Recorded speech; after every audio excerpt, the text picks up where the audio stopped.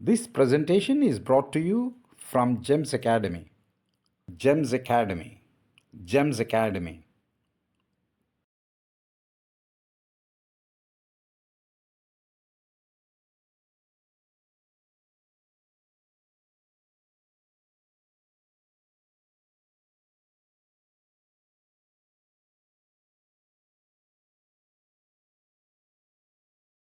అలాగే చదువు కోసం లక్షల కోట్లు దేశం అంతా ఖర్చు పెడుతున్నాం.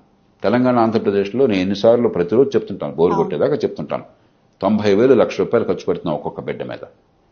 180 మంది పిల్లలకి పొట్టగొస్తే అక్షరముఖ రాదు. ఆ పిల్లల పాపం కాదు, పిల్లల తప్పు కాదు. మనం టీచర్లకు జీతాలు ఇవ్వటమో, స్కూల్ బిల్డింగ్లు కట్టడమే తప్ప పిల్లలు ఏం నేర్చుకుంటున్నారని ఆలోచన లేదు, అది పెంచాలని ఆసక్తి లేదు. నైపుణ్యం లేకపోతే ఆధునిక యుగంలో మీరు ఉద్యోగం ఎట్లా పనికి వస్తారు? మీరు 10వ తరగతి పూర్తి చేశారని సర్టిఫికేట్ వస్తుండే, 196 మంది పాస్ అయిపోతున్నారు.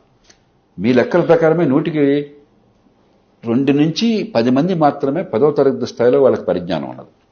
గవర్నమెంట్ లెక్కల ప్రకారం, నేషనల్ అచీవ్మెంట్ సర్వేలు 100కి 50 మందికి గడియారం చూసి టైం చెప్పడం చేత కాదు.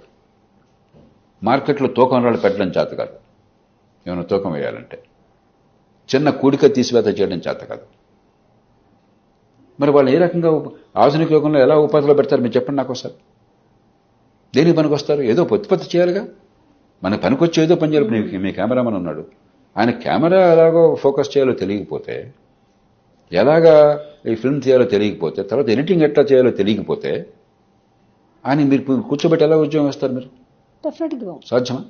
ఆ లైటింగ్ పెట్టడానికి లైటింగ్ తెలియకపోతే అసలు ఆయన ఎలా మీరు పోషిస్తారు? అట్లా ఉంది గవర్నమెంట్. స్కిల్ ఉండాలి కదా. సో స్కిల్ లేనటువంటి విద్య వల్ల ఏమవుతుంది? ఓ పక్కనేమో మీరు ఉద్యోగాలు ఇచ్చేవాళ్ళు ఎవరన్నా కనుక్కోండి, మీకు నాకు తెలిసిన వాళ్ళు చాలా మంది ఉంటారు, ఏదో పరిశ్రమ పెట్టేవాళ్ళు, కష్టపడేవాళ్ళు, పెట్టుబడి పెట్టేవాళ్ళు. వాళ్ళందరూ అడుగుతున్నారు, మనుషులు లేరండి, స్కిల్ లేదండి, మనుషులు లేరండి, పనిచేసేవాళ్ళు మనుషులు లేరండి అని చెప్పాను. ఇంకెక్కడనే ఉంటుంది విడ్డూరం? ఉద్యోగాలు కావాలని లక్షల మంది వెనకాల పడుతుంటే, ఉద్యోగాలు ఇద్దామని కోరిన వాళ్ళకి మనుషులు, పనికొచ్చే మనుషులు దొరకకపోతే ఎంత దారుణంగా ప్రభుత్వం ఫెయిల్ అయింది. ప్రభుత్వం ఫెయిల్ చేయలేదు. విద్యా నైపుణ్యం లేకపోవటం. ఐటీఐలను పెట్టాం, పేరుకి నామమాత్రం. పాలిటెక్నిక్ పెట్టాం, పేరుకి నామమాత్రం. ఇంజనీరింగ్ కాలేజీలు పెట్టాం, పేరుకి నామమాత్రం. ప్రపంచంలో ఎక్కడ కూడా ఐటీఐల కంటే పాలిటెక్నిక్లు ఐటీఐల కంటే ఇంజనీరింగ్లలో భారతదేశంలో మీరు గమనించారు లేదో, ఈ 2 రాష్ట్రాలు మీరు చూడండి, 2 లక్షల్లో 1,75,000, 2 లక్షల్లో ఇంజనీరింగ్ సీట్లుంటే ఐటీఐల్లో ఉన్నది 35,000 మంది, పాలిటెక్నిక్ ఉన్నది 35,000 మంది. ప్రపంచంలో ఎక్కడ కూడా ఇంజనీర్ల కంటే ఐటీఐలు తక్కువ ఉంటారు.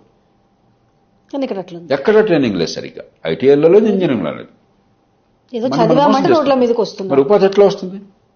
ఆధునిక యుగంలో మోడర్న్ టెక్నాలజీతో ఉపాధి రావాలంటే స్కిల్ లేకుండా, నైపుణ్యం లేకుండా ఎట్లా వస్తుంది మీకు ఉపాధి? అది లేదు.